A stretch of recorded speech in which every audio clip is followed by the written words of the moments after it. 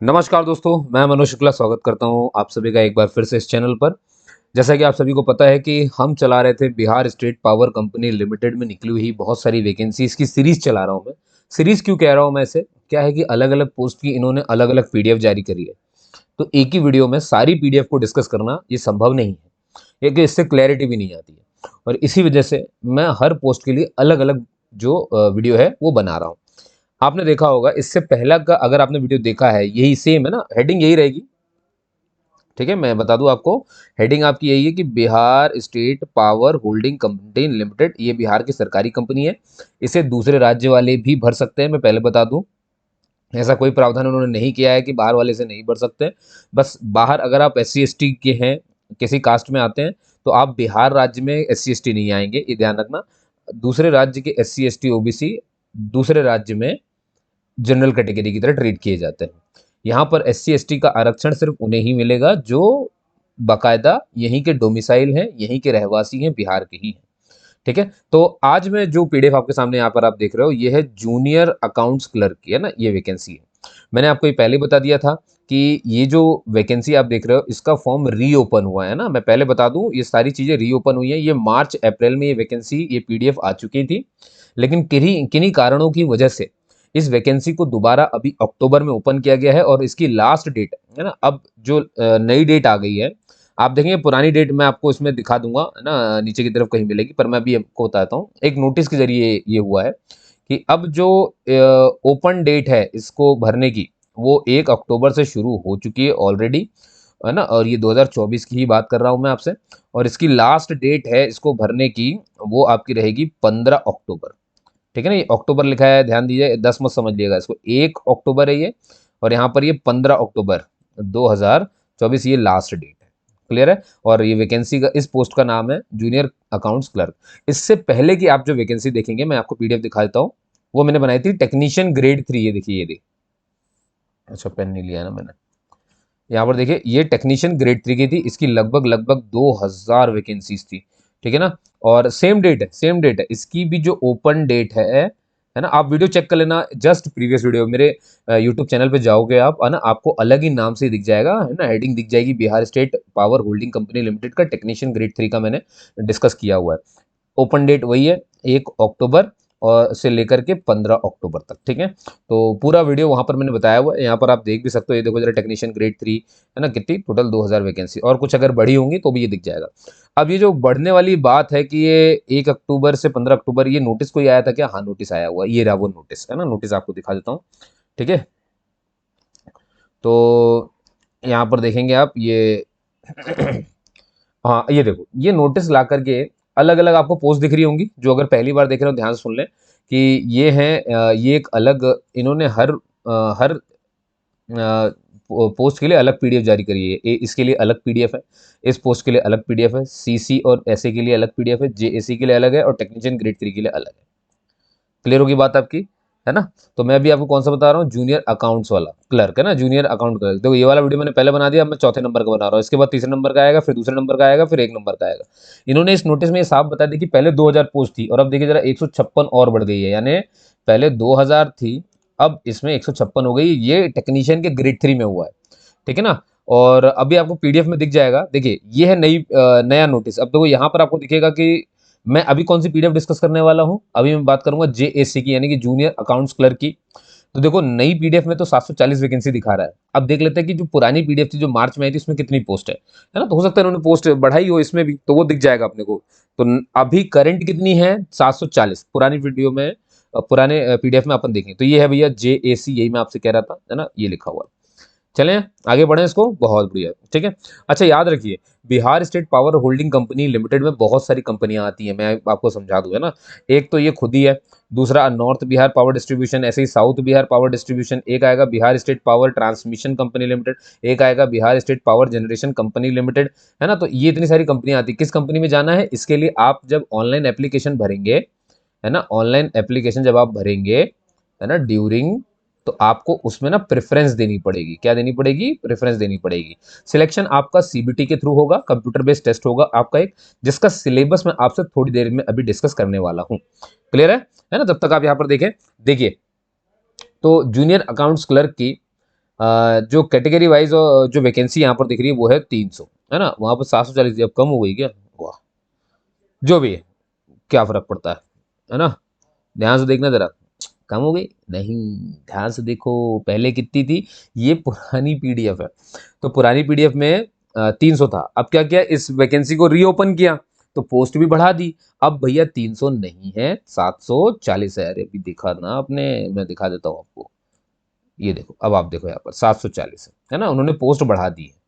ठीक है, तो पहले कितनी थी 300, अब कितनी हो गई है 740। तो बढ़िया है, बढ़िया है भैया। ये देखो जरा, आपको दिख रहा होगा, है ना। अब 740 के लिए पढ़ रहा हो आप, तो अब आप ये टेबल तो मत देखो, है ना। आपको देखना होगा तो मैं आपको दोनों पीडीएफ दे रहा हूँ, चिंता मत करो, है ना।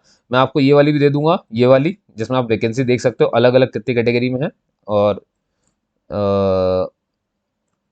और ये वाली भी दे दूंगा। ठीक है, डेट आपको देख ही ली है कितनी कितनी है, समझ गए।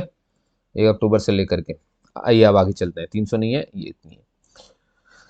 बाकी भैया जो गवर्नमेंट ऑफ बिहार के अंदर आते हैं दिव्यांगजन, उनको उनका आरक्षण मिला हुआ है ना। ऐसे ही जो रिजर्वेशन उन महिलाओं को मिलता है जो गवर्नमेंट ऑफ बिहार के अंदर में आते हैं, उनको वैसा ईडब्ल्यूएसओ, इकोनॉमिकली वीकर सेक्शन हो जाता है अपना, है ना। जो रिजर्वेशन है किसको, फ्रीडम फाइटर के नाती पोतों को, है ना, वो सब मिलेगा ही मिलेगा जैसा जो मिलता है ना। ये थोड़ा सा ध्यान रखेंगे आप।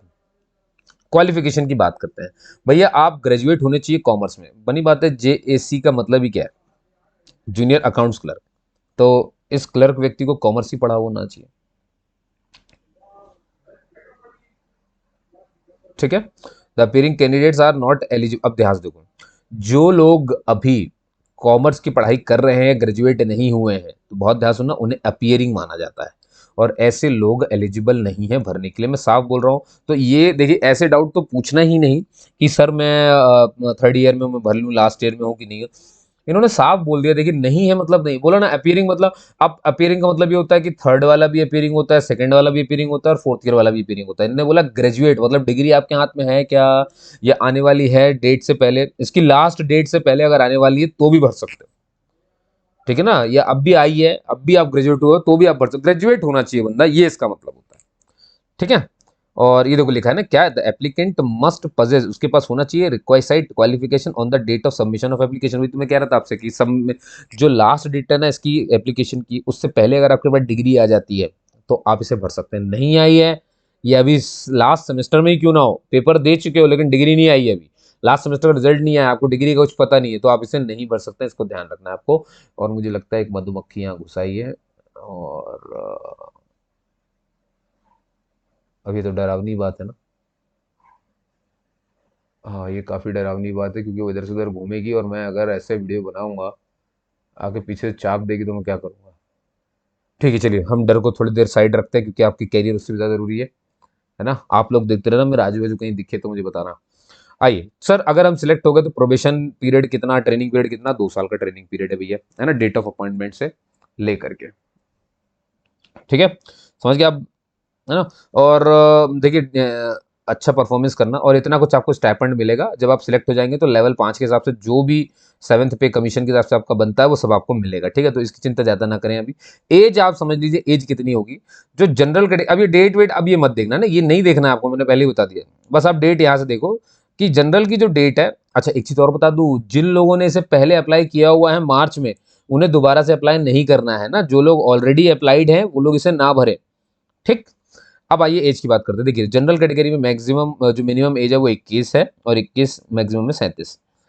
एससी में आप देखेंगे मिनिमम 21 मैक्सिमम 42। एसटी में आप देखेंगे मिनिमम 21 मैक्सिमम 42। ईबीसी में आप देखेंगे मिनिमम 21 मैक्सिमम 40। और बैकवर्ड क्लास में आप देखोगे तो मिनिमम 21 मैक्सिमम 40। और ऐसे ही फीमेल जितनी जनरल कैटेगरी के हैं, 21 साल मिनिमम, 40 साल मैक्सिमम। ठीक है, जो फिजिकली हैंडीकैप्ड लोग हैं, दिव्यांग भाई बहन हैं हमारे, उनके लिए 10 साल की छूट मिलेगी। ठीक है ना। और ऐसे लोग जिन्होंने अपनी ज़मीन जो है वो सरकार को बेची है, उनके काम के लिए सरकार ने आपसे लिया है, तो उसे लैंड लूजर्स कहा जाता है, लैंड डिस्प्लेस कहा जाता है। तो इसके प्रमाण पत्र आप लगा देंगे तो भी आपको जो है इसका फ़ायदा मिलेगा। इसका भी कुछ रिजर्वेशन या कोटा कुछ रहता है। ठीक, बेनिफिट आपको मिलेंगे। अब इसको हटा देते हैं, आइए फीस की बात करते हैं। तो जो हमारे अनरिजर्व्ड हैं जनरल कैटेगरी वाले, या एक्सट्रीमली बैकवर्ड क्लास हैं, और जो बैकवर्ड क्लास हैं, इन तीनों के लिए फीस स्ट्रक्चर एक ही है, 1500 रुपये आपको देने पड़ेंगे। वहीं अगर आप एसटी से आते हैं, एसटी से आते हैं लेकिन बिहार के होनी चाहिए, और आप महिलाएं हैं, और वो भी कहाँ की, सिर्फ बिहार की महिलाएं, सारी महिलाएं नहीं, सिर्फ बिहार की महिलाएं, है ना। बाकी जो महिलाएं हैं वो जनरल में ट्रीट होंगी, मैंने आपको बता दिया है ना। सिर्फ बिहार की महिलाओं को ही महिलाओं की तरह ट्रीट करेंगे, ये बड़ी मेरे शब्दों के लिए मुझे माफ करना, है ना। अब मैं क्या समझाऊं, कैसे समझाऊं आपको, तो ऐसे ही समझाना पड़ेगा ना मुझे। महिलाओं के मतलब इसको मैं थोड़ा सा आसान कर देता हूँ, मेरा कहने का यही तात्पर्य है कि जो बिहार की डोमिसाइल महिलाएं हैं उन्हीं को आरक्षण प्राप्त होगा, फीस में भी छूट उन्हीं को मिलेगी। बाकी जो राज्यों की महिलाएं हैं उनको जनरल कैटेगरी की तरह ट्रीट करेंगे, उनको 375 नहीं, उनको 1500 ही देना है। आगे चलते हैं, ठीक है। दिव्यांग भाई बहन इन सब के लिए 375 रुपए, समझ गए आप। एज बता दिया मैंने, सब बता दिया, सब ऑनलाइन जमा होगा, ठीक है। आइए देखिए जरा मोड ऑफ सिलेक्शन क्या है। सीबीटी जो है वो कंडक्ट की जाएगी, है ना। Conducted for the candidate who submitted online application in the terms of, जो लोग सबमिट करेंगे तो होना ही है भाई। तो अब देखिए जो सीबीटी है, बनी बात है बहुत सारे बैचेस में होगा। इसका परसेंटेज है क्या सर, सीबीटी क्वालिफाई करने का कंप्यूटर बेस्ड टेस्ट का, कितने में से कितने परसेंटेज में नंबर ले आऊं कि मैं क्वालिफाई माना जाऊं। मैं जनरल कैटेगरी का हूं, मैं एससी का हूं, मैं एसटी का हूं, मैं कितने नंबर ले आऊं सर कि मैं कह सकता हूं कि मैंने क्वालिफाई कर लिया CBT computer based test. Return तो निकाल लिया, रिटर्न में तो मेरा क्वालिफाई हो गया, आगे मैं जा सकता हूँ। तो ये आपको यहाँ पर नंबर दिए हुए हैं। अगर आप जनरल कैटेगरी के हैं तो 40% नंबर आपको लाने हैं। अगर आप बैकवर्ड क्लास के हैं तो 36.5% नंबर लाने। अगर आप एक्सट्रीमली बैकवर्ड से हैं, है ना, तो 34 नंबर लाने, 34% लाना है। और अगर SC ST या महिला है ना, तो 32% नंबर लाने हैं। क्लियर है कहानी, ठीक। अब वो कितने क्या सिलेक्ट हुए उससे मतलब नहीं है। अगर आपको ये देखना है कि कंप्यूटर बेस्ड टेस्ट का पेपर कैसा दिखता है ना, तो क्या इन्होंने क्या किया है, इन्होंने देखो लिखा है अ मॉक और demo computer based test with few questions only. देखो कुछ सवालों के साथ, मतलब ऐसा नहीं कि उन्होंने पूरा पेपर वहां पर दे दिया हो आपको, कुछ सवाल रखे हैं जिनको आप देख सकते हो, जिससे आपको अंदाजा लग जाएगा, ठीक है ना। तो वो वेबसाइट ये रही, जाकर के यहाँ पर देख सकते हो, प्रैक्टिस भी कर सकते हो। For practice and for getting familiar before the test, है ना। तो उसी के लिए सिलेबस अभी सीबीटी का मैं आपको दिखा दूंगा, इसमें नीचे ही लगा हुआ है, ठीक है। और देखिए ये देखिए, देखो पहले ये अप्रैल का था, मई जून का था, लेकिन अब ये नहीं है, अब ये सारा कुछ अक्टूबर का है ना, इससे दोबारा ही ओपन किया गया है, वही तो समझा रहा हूँ, ठीक। कैसे अप्लाई करना है, अप्लाई एप्लीकेशन अप्लाई करने की मैं लिंक दे दूंगा, और आपको दिखा भी दूंगा अभी कैसे कहाँ दिखेगी, है ना। ये वो लिंक है, मैं दे रहा हूँ, लिंक दे रहा हूँ, टेंशन मत लो। तो उसमें रजिस्ट्रेशन वगैरह ये सब करना पड़ता है, ठीक है। मोबाइल वगैरह देखिए, बनी बात रजिस्टर करोगे तो भैया आपसे मोबाइल नंबर, आईडी, ये सब मांगते हैं सबसे पहले, फिर उसके बाद ओटीपी आता है, याद है ना। रजिस्ट्रेशन अगर कभी भी फॉर्म भरा है तो यही प्रोसेस है, नहीं भरा है तो ट्राई करने मत लग जाना, है ना। कि आप सोचो कि आप यूट्यूब खोलो और उसको देखो, देखो वेस्ट ऑफ टाइम कभी नहीं करना चाहिए, मेरी बात मानिए, मेरी बात सच में मानिए, कभी वेस्ट ऑफ टाइम मत कीजिए, ठीक है ना। ये एक ऐसा धन है जो खो जाएगा ना, दोबारा नहीं मिलेगा। आप हाथ कितना ही पकड़ लो, कितना रो लो, माथा पकड़ लो, चाहे सर पटक लो, नहीं मिलेगा, नहीं मिलेगा। एक बार एज निकल गई तो क्या वापस आने वाली है, नहीं वापस आने वाली है, ठीक है ना। थोड़ा सा जागिए, थोड़ा सा फोन रख दीजिए, गर्लफ्रेंड बॉयफ्रेंड से सबसे थोड़ा सा फ्री हो जाइए, पहले कैरियर बना लीजिए, फिर घूमिए फिरिए, ठीक है ना। और देखिए ऐसा नहीं है कि आप सोचे कि आप नौकरी बन गए, नौकरी मिल जाए तो आप मैच्योर हो गए, है ना। आप देख नहीं रहे हो, इधर उधर टुकड़े टुकड़े कर रहे हैं लोग बाग एक दूसरे के। अभी भोपाल में नरसिंहपुर की वो लड़की बताओ, उसका उसके बॉयफ्रेंड ने अपने कमरे में बुला कर गला दबा के मार दिया। वो लड़की घर से बिना बताए चली आई। ऐसा क्यों कर रही हैं ये लड़कियां, मेरे समझ में नहीं आ रही। ठीक है किसी से प्रेम करते हो अच्छी बात है, लेकिन ये अंधा होने वाली बात, ये मूवी से आया है। हमारे यूथ में तो ये सब नहीं था ना। कोई कहता हमने वेस्टर्न कल्चर से सीख लिया, कहाँ से वेस्टर्न कल्चर से आपने सीख लिया भाई, आपने बॉलीवुड की मूवी देख देख करके ये सब कुछ सीखा है ना। इन्होंने ये दिखा दिया कि घर से भागना, आज़ादी, हवा लगती है, माता पिता हमेशा प्रेशर देते हैं। आज वही जब गला दबा रहा होगा तो कौन याद आ रहे होंगे, लग रहा होगा ना कि माँ को मैंने शायद एड्रेस बताया होता कि मैं यहाँ जा रही हूँ, पापा को मैंने बताया होता, भाई को बताया होता, तो शायद मेरे जब मेरा गला दब रहा था तो मुझे शायद बचाने पहुंच जाते, लगता है ना ऐसा, है ना। तो मेरी जो नई मेरी छोटी बच्चियाँ, छोटी बहनें अगर मुझे सुन रही हैं, मैं सच कह रहा हूँ, देखिए प्रेम करिए, कोई आपको रोक नहीं रहा, कौन रोक सकता है आपको आज। आज आपके पास इतने राइट्स हैं, है ना, और रील्स तो भरी पड़ी हैं आपको अपने राइट्स बताने के लिए, है ना। कोई नहीं रोक सकता, आप सच में बता रहा हूं, कोई नहीं रोक सकता। जब वो कोई रोक नहीं सकता तो मतलब आपके पास आज़ादी तो है, ठीक है ना। माता पिता की थोड़ी बहुत डांटें कोई दिक्कत नहीं, लेकिन कम से कम आप सुरक्षित रहोगे, है ना, बहुत सुरक्षित रहोगे, ये बात गारंटीड है। लेकिन अगर आपने उनका विरोध करके ऐसे ठुकरा के उनको भागे, ये लड़की भाग गई थी, ठीक है ना। अब कई लोग ये सोचते हैं कि यार ये बड़ी फेमिनिस्टिक बात है कि यार लड़की को कोसा जा रहा है, नहीं, लड़की को कोसा नहीं जा रहा है, लड़के, और ये भी नहीं कहा जा रहा है कि सिर्फ सारी गलती लड़की की थी। जो ऐसे लोग भी अगर मुझे सुन रहे हैं तो मैं उनको साफ एक चीज समझा देना चाहता हूँ, बहुत अच्छे सुनिए। आपके इस समझाने और इस डिबेट के चक्कर में एक जान ऑलरेडी जा चुकी है और ऐसी और भी चलती चली जा रही है। ठीक है ना, कि अरे यार वो तो महिलाओं को, कौन कह रहा है ऐसा? लेकिन क्या माता पिता का इतना हक नहीं कि वो अपनी बच्ची की सुरक्षा करें? ये जो ऐसे लोग हैं जो खड़े हो जाते हैं ना कि महिलाओं के लिए, अरे यार तुम ऐसा बोल रहे हो, मतलब महिलाएं दबे दबे दबे, अरे यार दबे क्या दबे भाई? कौन तुमको, ये तुम कहाँ से दिमाग लेकर के आए हो अपना कि कौन दबे दबे दबे दबे बता रहे हो तुम? यार किसको दबाया जा रहा है यहाँ पे? एक माता पिता अपने बच्चे की चिंता कर रहे हैं, एक भाई अपनी बच्ची अपनी बहन की चिंता करे, है ना, उसके उसके बारे में सारी जानकारी रखे, कहाँ गया क्या गया, तो ये उसकी केयर हुई ना। तो केयर किसे कहते हैं? अगर इसे कहते हैं कि हम उसे घेर रहे हैं, उसकी आज़ादी छींक रहे हैं, तो केयर किसे कहते हैं? छोड़ दे समाज में, बचा लोगे आप? छोड़ दे समाज में, बचाओगे आप? आओगे, पहुंच जाओगे उस समय? एक वीडियो और वायरल हो तो याद करो, एक सुबह सुबह एक महिला निकली तो उसके पीछे एक आदमी उसको पकड़ करके जबरन चुम्मा ले रहा था उसका। देखा होगा आप सभी ने, व्हाइट कलर की साड़ी पहनी थी उसने। चलो आजाद तो थी वो महिला, कहाँ है? कहाँ है वो लोग जो ये कहते हैं कि आजाद छोड़ो महिलाओं को, महिलाओं के लिए समझ वो, कहाँ है? कहाँ है वो लोग? कहाँ है सिक्योरिटी कैमरा लगा था? कहाँ, कौन बचाने पहुंचा उसको? है? कुछ नहीं पहुंचते। ये लोग सिर्फ बातें करते हैं, है ना, और आधे से ज्यादा दुनिया को गुमराह करके रखते हैं लोग। लड़के जो लोग, ये जो भी लोग हैं जो ऐसा कांड करते हैं, है ना, तो और ऐसा भी नहीं है कि सिर्फ लड़के ही सारा कांड कर रहे हैं, ये भी मैं आपको बता दूं, एक लड़की ने, है ना, उसने धोखा क्या खाया, उसने अपने बॉयफ्रेंड को पका करके खिला दिया था, आप सबको याद होगा, है ना, अपने बॉयफ्रेंड को खाया, खुद खाया और अपने दोस्तों को भी खिला दिया, तो बेचारे सारे दोस्त एडमिट थे। तो दरिंदा तो कोई भी हो सकता है, दरिंदा तो कोई भी हो सकता है, सतर्क आपको रहना पड़ेगा। मेरा तो ये कहना है कि अगर कोई आपसे कहता है कि आओ आखिरी बार मिल लेते हैं, तो जरा अंडरलाइन करो, उसने बोला आखिरी, उसने बोला आखिरी। क्या होता है ना, प्यार मोहब्बत में इंसान जब पड़ जाता है ना, तो उसकी इमोशंस की इतनी बहार हो जाती है, इतने इमोशंस निकल चुके होते हैं कि अब उसे ये लगने लगता है कि अब इतना ज़्यादा मैं कहाँ निकाल सकता हूँ? इतने सारे इमोशंस ये जो मेरे निकले थे इस पर्सन के साथ, अब मैं उसे और कहाँ निकाल सकता हूँ? क्योंकि भाई के साथ ऐसे निकलते नहीं, बहन के साथ ऐसे चीज़ें होती नहीं कि बहन के सामने हम इतने इमोशन से खुल करके बोल सकें। वो रिलैक्सेशन, वो उतना हल्कापन, वो तो सिर्फ इस लड़की के साथ लग रहा था, है ना? लड़कों का बोल रहा हूँ मैं, और लड़कियों के लिए भी यही हो जाता है ना? जानते हो ऐसा क्यों होता है? मैं बताता हूँ क्यों होता है। क्या होता है, आपकी ज़िंदगी में अचानक एक व्यक्ति आया, थोड़ा-सा टॉपिक से हट के बात कर रहा हूँ, है ना? क्योंकि अब बात पूरी हो जाए। सोचिए आपके ज़िंदगी में अचानक एक व्यक्ति आता है। आपने अब आपको वो अच्छा लग रहा है, वो सुंदर है। आपने जैसे-तैसे प्रपोज़ मारा, खिचड़ी पकाई और वो बात भी बन गई। उसको पाने के लिए आपने जो-जो कोशिश करी सब कर लिया आपने। आपने गिफ्ट दिए, भर दिए, गिफ्ट गिफ्ट दे करके धीरे-धीरे उसे इम्प्रेस करने की कोशिश करी और लेते-लेते आ गए बढ़िया-बढ़िया, है ना? अब हो गया बढ़िया, ज़िंदगी बढ़िया हो गई, अब अच्छा लग रहा है, सब कुछ अब बढ़िया हो गया, अब अपनी ज़िंदगी में वो आ चुका है व्यक्ति। अब ध्यान से देखना, धीरे-धीरे क्या हुआ, आपने 1% पहले देते थे आप, है ना? धीरे-धीरे 2%, 3%, 4%, 100% पूरा फ़ोकस आपका वो हो गया। आपने जो भी गिफ्ट खरीदे सिर्फ़ उसी के लिए खरीदे।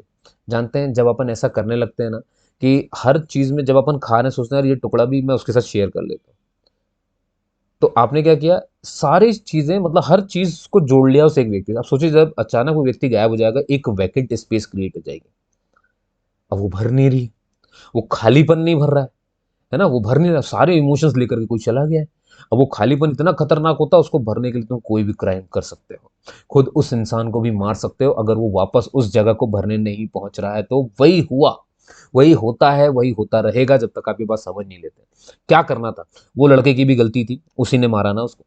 उसको उसका वो वैकेंट स्पेस भरा नहीं, तो उसने बोला, "अरे! लगता है शायद कुछ दिक्कत हो रही है, मैं इसको मार ही डालता हूँ।" जो भी हुआ मुझे क्या पता है? मैं सिर्फ़ एक कयास लगा रहा हूँ, लेकिन एक भावना तो हम सभी समझ सकते हैं। अब उधर ध्यान सुनिए, खाली स्पेस नहीं भरी जा रही। जानते हो क्यों नहीं भरी जा रही है? हुआ क्या?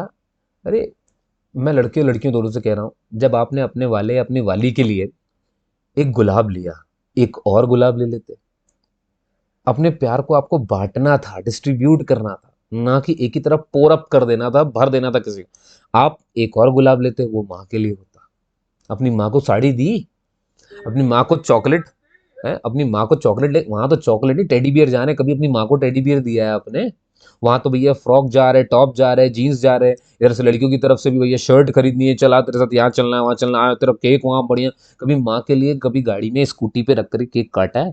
हैं? तुम अपनी वाली के लिए तो 10-10 केक मँगवा लेते हो, ये कर लेते हो, वो कर लेते हो, कभी ऐसा किया है तुमने कि एक केक माँ के लिए चलो और रोड पे ही कटवाएँगे माँ का केक? मनाएंगे वैसे जैसे अपनी वाली का मनाया था। जब तुम प्यार को इतना डिस्ट्रीब्यूट कर देते ना, तो ये दिक्कत नहीं आती। तुमने क्या किया, तुमने एक ही तरफ कर दिया। कहने का मतलब आपको अपने प्यार को बैलेंस बनाना था। तो जब आप एक ही तरफ, भाई बनी बात है ना, ध्यान सुनो बेटे, समझो इस बात को। मान लो मेरे पास दो डब्बे हैं, अगर और मैंने इन दोनों को एक ब्रिज से जोड़ के रखा है, ठीक है ना। अब मैं चाहता हूँ ये ऐसे ही रहे, तो एक बात बताओ, सारा पानी एक ही डब्बे में डाल दूंगा तो ये स्टेबल रहेगा, या दोनों बराबर बराबर रखना पड़ेगा तब स्टेबल रहेगा? और अगर मुझे ये भी ऐसा लग रहा है कि मैं इसमें भी तुम्हें और डब्बे बढ़ा लेता हूँ, सब में थोड़ा थोड़ा उतना बराबर बराबर पानी, तो अब सोचो जरा, अगर मेरा एक डब्बा भी खाली हो जाता तो इतनी दिक्कत होती नहीं। समझ गए आप सभी के सभी, है ना, तब इतनी दिक्कत नहीं होती। तो ये इसी डब्बे की तरह हमारी जिंदगी पूरी साइकोलॉजी समझना पड़ता है। अपने कृष्ण ने यही सिखाया। देखिए कृष्ण की जिंदगी को, वो प्यार बांटते निकल गए। जब उन्होंने राधा को भी जब छोड़ने की बारी आई, फिजिकली छोड़ा उन्होंने, हृदय से कभी नहीं छोड़ा, हमेशा दिल पे रखा। प्रेम करना जानते हो उन्हें क्यों पूछते हैं? क्योंकि उनसे ज्यादा प्रेमी बड़ा इस दुनिया में पैदा ही नहीं हुआ। उनसे ज्यादा प्यार कोई बांट ही नहीं सकता। किसी से लेने के लिए इंतजार नहीं करते थे वो प्यार ऐसे बांटते थे। ऐसे हाथ रहते हैं भगवान के। भगवान के हाथ कभी आपने ऐसे देखे हैं? ये हमारे और तुम्हारे रहते हैं। जब तुम उनके जैसे हो जाओगे तो देखो जरा, जिन्होंने ज्ञान प्राप्त किया उनके हाथ ऐसे हो गए। वो उन्होंने दे कि मुझे कुछ नहीं चाहिए, मुझसे जो ले सकते हो लेते चले जाओ, ले जाओ सब मुझसे। तो तुम भी काश की ऐसे होते, है ना, काश की ऐसे बन जाओ, तुम ऐसे हो। लाओ प्यार दो मुझे, दो दो दो दो, लाओ प्यार दो। क्यों नहीं दिया प्यार? प्यार दो प्यार दो, अब मैं भूखा बैठा, प्यार दो मेरे को, नहीं प्यार। तुम ऐसे हो, भिखारी हो तुम। और ये भिखारी लोग ही क्राइम करते हैं। आवेश में आकर के, कोई चीज पानी थी नहीं मिला, क्या वो मेरा नहीं हो सकता? अब मैं क्या करूं, क्या करूं? या तो मैं खुद लटक जाता हूं या तो उसको मार दूंगा। ये है, ये है छोटे से सिनेरियो में पूरी साइकोलॉजी। तो इसमें कुछ नहीं आता। ये जो कहते हैं ना कि कुछ लोग कह रहे हैं कि लड़कियां छोटे कपड़े पहन के बाहर, ये सब नहीं आता इसमें यार। ये सब है ही नहीं, बात ही नहीं है यहाँ पर ये सब, है ना।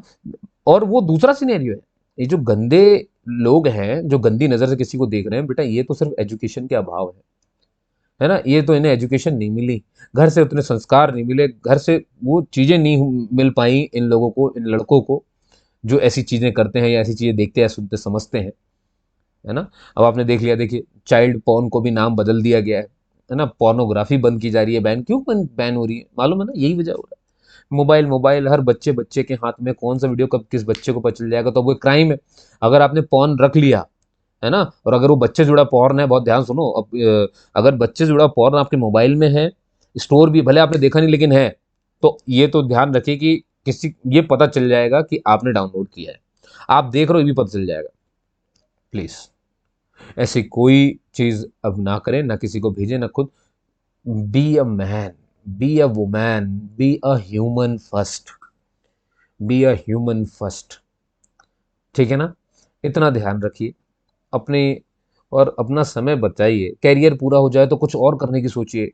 कुछ तो करिए, जिन्होंने पैदा किया उनके लिए कुछ करने के लिए लग जाइए। नहीं हो तो कुछ जो आपको पसंद हो, भगवान ईश्वर अल्लाह जो पसंद है उनके लिए कुछ करने लगो। कोई गरीब बच्चे तो सारे पड़े, गरीब बेचारे भूखे जानवर पड़े रहते हैं, उनको जाके कुछ तो खिलाओ। हैं, रोड में घूम रहे बेचारे, 10-10 रुपए मांगते हैं, आप उनको भगा देते हो। अपनी वाली के लिए 300 का पिज्जा खरीदते हो, और वो 300 के पिज्जे में आधा खाती है आधा फेंक देती है। बताओ, इतनी रईसी आपके पास दुकान में रईसी, लेकिन बेचारे किसी गरीब को 10 दे दोगे तो लगेगा अरे क्या दे दिया यार। हैं? और देने के बाद ओह, इतना अमीर आपको महसूस होता है कि पूछो मत। क्या अमीर महसूस कर रहे हो 10 रुपए किसी को दे करके? हैं? सबसे गरीब तो तुम्हारा वाला और तुम्हारी वाली थी, जिसको तुम ठुसा करके चले आओ और आधा फेंक करके आओ खाने का सामान। तुमको याद नहीं आया उस गरीब बच्ची की चेहरा, जब तुम जिस जो जो तुमसे 10 रुपए मांग रही थी, है ना। अगर कोई ऐसा इंसान है जो पिज्जा खिला रहा है अपनी वाली और अपने वाले को, और उसे वो गरीब बच्चा याद नहीं आया जिसको उसने 10 रुपए नहीं दिया था एक स्टॉप पे जब वो मांग रही थी उसी पिज्जा की दुकान में जाते वक्त, और तब आपने वो नहीं निकाला और वो फेंका हुआ टुकड़ा देख करके आपको बच्ची याद नहीं है, या बच्चा याद नहीं है, या वो लोग याद नहीं है, आदमी औरत जो भी रहे हो, जो आपसे मांग रहे थे, तो आपसे बुरा इंसान और औरत इस दुनिया पे नहीं है, है ना। ऐसे हम ह्यूमन बींग है, देखिए जरा, ऐसे हैं। हम लोग ऐसे हैं। हमें चाहिए, हम काउंसलिंग, काउंसलिंग वर्ड कहाँ से आ गया यार भारत में? पहले तो ये सब तो था ही नहीं। अब तो हर कोई एरा गैरा बिल्कुल काउंसलिंग काउंसलिंग काउंसलिंग की बात करने लग गया। सबको काउंसलिंग चाहिए। घर में आपकी जरा सी लड़ाई होगी, सास बहू की काउंसलिंग चाहिए, है। तलाक जरा जरा सी बात पे, मतलब हम कहाँ चले गए? बन गए वेस्टर्न। हो गए वेस्टर्न, खुश हो गए। लिव इन रिलेशनशिप तो भैया इंडिया में धड़ल्ले से चल रहा है। लो साहब लिव इन रिलेशनशिप, लो भर भर के लो। आओ लड़का लड़की रहे, फिर लड़के को पसंद नहीं आएगा, लड़का लड़की को काट डालेगा, ये मन भर जाएगा तो निपटा देगा, है ना। लड़कियां इमोशंस की होती है बेचारी एकदम, भगवान ने उनकी प्रधान भावना भावुक ही बनाया उनको, है ना। इमोशंस उनकी सबसे प्रायोरिटी होती है, उनकी प्रायोरिटी में ये चीज, उनको आसानी से आप बिल्कुल, वो प्रेम प्रेम की बहुत भूखी होती है। आप प्रेम दोगे ना ऐसे परोस के, इतना इमोशन से भरी पड़ी है वो, ताकत से नहीं खरीद पाओगे, ताकत नहीं दिखा कर कभी उसे वो कर सकते। इसीलिए तो आप क्या करते हो, गिफ्ट्स, गुलाब, रोजेस, सॉफ्ट चीजें, सॉफ्ट करना। आपको पता है, साइकोलॉजी पता है कि कैसे क्या करना है, और वो है ही इमोशंस की धनी, तुरंत फिसल जाएंगे। भरोसा कर लेंगी, अंधा भरोसा, नहीं करेंगी तो नहीं करेंगी, लेकिन कर लिया तो पूरी तरीके से कर लेती हैं। फिर आप क्या करते हो, आप ये करते हो, आप गला दबा के मार देते हो। क्या क्राइम होना चाहिए, क्या सज़ा इसकी होनी चाहिए, तो आप बेहतर जानते हैं और कानून बेहतर जानता है। हम और आप तो सिर्फ सोच सकते हैं, बातें कर सकते हैं, लेकिन एक दूसरे तक पहुंचा ज़रूर सकते हैं, ठीक है ना। बस इसीलिए मैंने कहा कि बच्चियों जागरूक बनो। तो अगर मुझे कोई ऐसा सुन रहा है, जो पेरेंट्स हैं उनकी बच्चियां हैं, कोई ऐसा सुन रहा है, कोई भाई जो अपनी बहन, उसकी छोटी बहन है, केयर करिए, जी तोड़ केयर करिए, ठीक है। तब किसी की मत सुनिए कि कौन क्या कह रहा है कि यार फ्रीडम फ्रीडम, अरे तेल लेने गया यार ये फ्रीडम फ्रीडम, पहले सुरक्षा है उसकी। फ्रीडम हम देख लेंगे, बहुत तरीके होते हैं फ्रीडम दिखाने के, ठीक है ना। पहले उसकी फ्रीडम आती, पहले उसकी सुरक्षा, सुरक्षात्मक, सुरक्षा के घेरे में रख करके आज़ादी दे दो, उसको कुछ नहीं चाहिए, प्रेम दो, सुरक्षा में रख करके प्रेम दोगे ना, होता है सब। हमारे घर में भी बहन है भैया, तो कोई अगर मुझे सुन रहा हो और उसको कोई आपत्ति हो तो मैं उसको ही बता दूँ। हम भी अपने बहन बेटियों की बहुत एकदम सिक्योरिटी के साथ, और ऐसा नहीं है कि आप उन्हें देखोगे तो आपको लगेगा कि अरे अरे तो बंधे बंधे से, ऐसा कुछ भी नहीं है। ये वो कुछ लोग हैं जिन्हें काफ़ी आपत्ति है इन चीज़ों से, ये वो लोग हैं जो ऐसा फैला रहे हैं। आप अपना परिवार वैसे ही चलाइए जैसा आपको ठीक लगता है ना। किसी की बात सुन करके उसे मत चलाइए, है ना, इंक्लूडिंग मेरी भी। मेरी भी क्यों सुनेंगे आप पहले खुद समझिए आपको अपना परिवार कैसे चलाना चाहिए, कैसे मेरे बच्चे बड़े होने चाहिए, कैसे पलने चाहिए, क्या इन्वायरमेंट दूँ क्या नहीं दूँ। उसमें कन्फ्यूजन मत रखिए, जो समझ में आता बिल्कुल वो करिए। आपको रहता है कि आप कड़क रह करके आप ये काम कर पाएंगे, आप कड़क रहिए। आपको लगता है कि आप सॉफ्ट रह के काम कर पाएंगे, आप सॉफ्ट रहिए। जो समझ में आता है वो करिए। सुरक्षा परिवार की सबसे इंपॉर्टेंट है, उससे बड़ा कुछ नहीं होता है। फ्रीडम सेकेंडरी है। मैं आपको अच्छे से एग्जाम्पल दे दूं इसका, बहुत अच्छे से ध्यान सुनो। जानते हैं आप, यहाँ पर लोग इतनी सारी बातें कर ले रहे हैं, उसकी वजह क्या है, उसकी वजह क्या है, सुरक्षा। इंडिया के ना पूरे बॉर्डर में वो जो फौजी खड़े हैं ना, इसीलिए ये जो बड़ी बड़ी बातें हैं, इसीलिए तुमको मोटिवेशन होने का मौका मिल रहा है, तुमको यहाँ पे गर्लफ्रेंड बॉयफ्रेंड बनाने का मौका मिल रहा है। सोचो जरा, अगर वो बंदूक छोड़ दें, त्याग दें, क्या होगा, दूसरे आकर के हमको नोच खाएंगे।